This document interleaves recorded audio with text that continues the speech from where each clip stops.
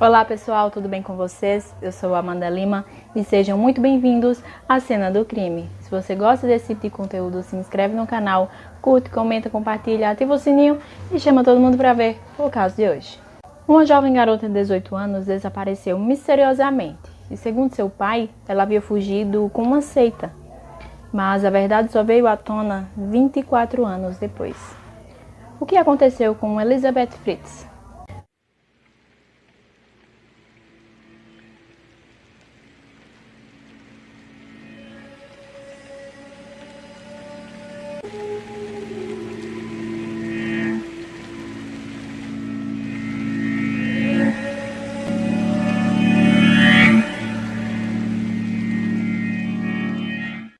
Joseph Fritz Jr., nascido em 9 de abril de 1935, na pequena cidade de Amstetten, localizada a sudoeste do estado da Baixa Áustria. Filho único de Joseph Fritz, sim, ele tem o mesmo nome do pai, que foi morto em ação no ano de 1944, durante a Segunda Guerra Mundial, e Maria. Ele cresceu sendo criado apenas pela sua mãe, Maria. Em 1956, Joseph já havia completado 21 anos. Ele se casou com Rosemary, com quem teve 7 filhos, sendo 2 meninos e 5 meninas, incluindo Elizabeth Fritz, que nasceu em 1966. Desde jovem, ele já apresentava características de ser violento. Em 1967, ele manifestou sua conduta doentia ao cometer o estupro de uma jovem, mantendo ela refém com uma faca em seu pescoço, ameaçando matá-la se ela não se submetesse ao ato que ele violentamente praticava. Por conta desse crime, ele cumpriu apenas 18 meses de prisão. Segundo relatos, foi no ano de 1977 que Joseph começou a praticar abusos sexuais contra sua filha Elizabeth, que na época tinha apenas 11 anos. Aos 15 anos, depois de completar a escolaridade obrigatória, Elizabeth se matriculou em um curso para ser garçonete. No início do ano de 1983, devido aos anos de abusos sexuais que vinha sofrendo nas mãos de seu pai, ela decide fugir de casa e vai para Viena, na companhia de um colega de trabalho.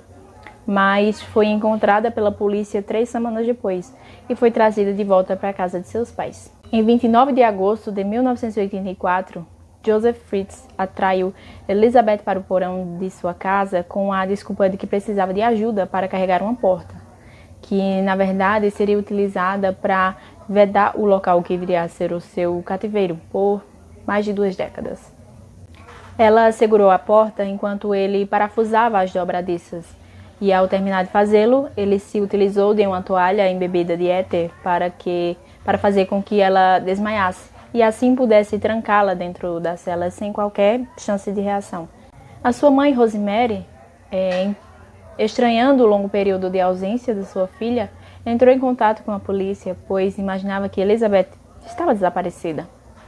Cerca de um mês após as investigações sobre o desaparecimento de Elizabeth terem sido iniciado, Joseph entregou à polícia uma carta com o selo de uma outra cidade, escrita por Elizabeth, na qual ela dizia que estava hospedada na casa de um amigo e que estava cansada de viver com a família.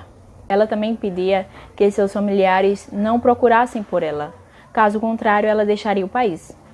O pai disse à polícia que provavelmente sua filha havia se juntado a alguma seita religiosa, enquanto sua filha se encontrava cativa no porão de casa, vítima de abusos doentios do seu pai. Nos primeiros dias, Elizabeth batia nas paredes, arranhava, gritava inutilmente por socorro. Tamanho era o desespero da menina que quebrou as unhas da mão na altura da pele, fazendo com que o sangue escorresse pelos seus braços.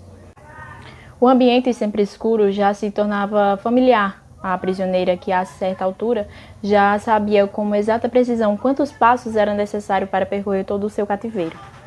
Nas raras vezes que conseguia ver feixes de luz, Elizabeth imaginava ver auroras no alto de uma montanha ou brilho de estrelas, o que fazia cantarolar. No decorrer dos 24 anos seguintes, o monstro que outrora ela chamou de pai a visitava para trazer comida e outros suprimentos, e no decorrer das visitas ele a estuprava com regularidade. Em decorrência dos estupros incontáveis, Elizabeth deu à luz a 7 filhos, Uma das crianças morreu logo após o parto e outras 3, Lisa, Alexander e Mônica, foram retiradas do cativeiro para serem adotadas por Joseph e Rosemary, permanecendo com Elizabeth apenas 3 crianças.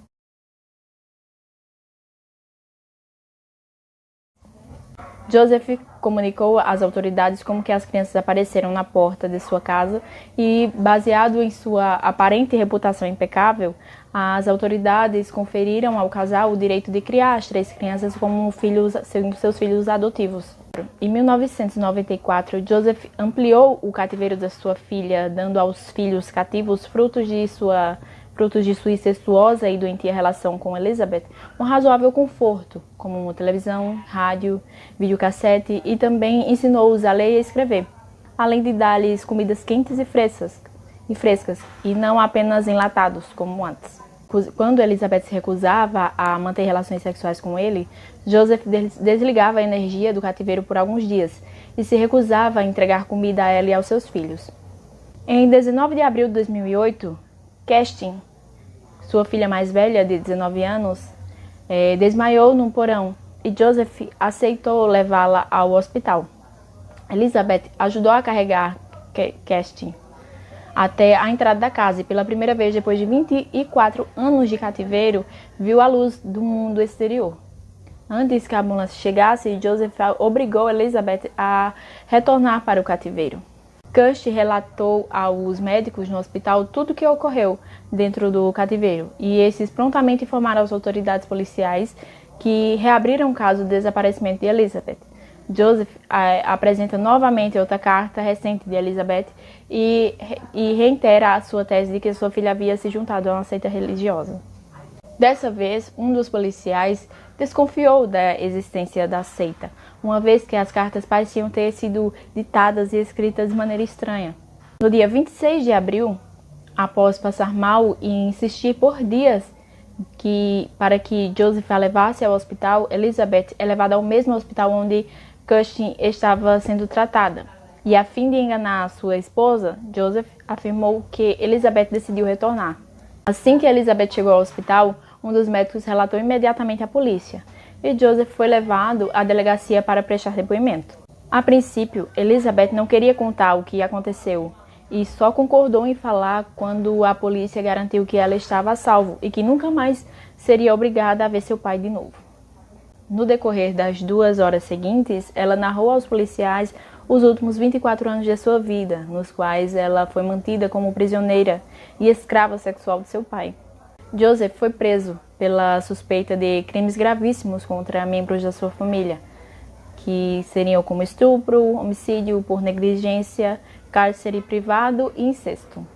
Em 28 de abril de 2008, Joseph confessou à polícia que manteve sua filha como prisioneira por 24 anos e confessou ser o pai dos 7 filhos que ela concebera no cativeiro, que tinha cerca de 40 metros quadrados. Uma pequena cozinha, um banheiro, televisão e um espaço para dormir. Na confissão, ele detalhou a maneira como construiu o cativeiro, explicando que a porta de acesso para a porta de aço, localizada atrás da estante, e que só podia ser aberta com uma senha eletrônica conhecida apenas por ele, e que por essa razão sua esposa desconhecia completamente o que estava acontecendo.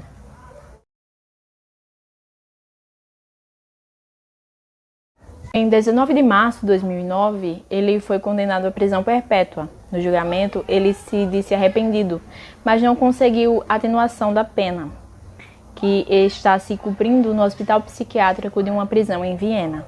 Após 15 anos de detenção, Fritz, que estará com 89 anos, será candidato a condicional. Um absurdo, né?